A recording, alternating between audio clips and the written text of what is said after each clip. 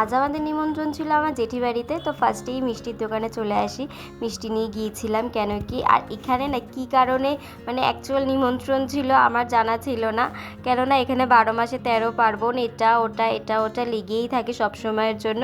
তো এসে দেখি এখানে মোস্ট ফেভারিট জিনিস বিরিয়ানি হচ্ছিল।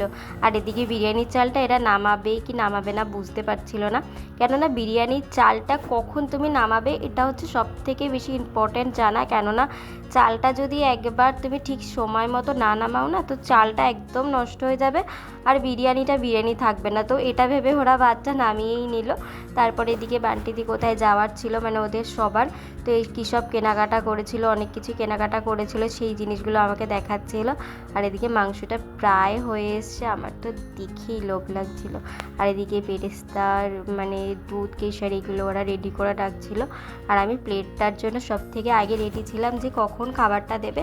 আর এদিকে বাড়ির ছেলে তো বাড়িতেই ছিল না, ও পড়তে গিয়েছিল। তো এই আসলো। আর এদিকে বিরিয়ানিটা রেডি হচ্ছে, ঘি মশলা রাইস একের পর ওরা দিচ্ছে।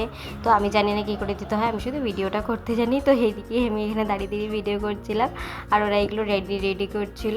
আর তার মধ্যে আমি একটু বাইরে গিয়েছিলাম, বাইরে গিয়ে হাঁটাচলা করছিলাম একটু। তারপরে এখানে ভাই বলছে যে তুই কার জুতো পরেছিস, আমি বললাম এটা 9 নম্বর জুতো। সঞ্জয়দার জুতো পরে বেরিয়েছিলাম, আমার পায়ে এতটা বড় লাগছিল।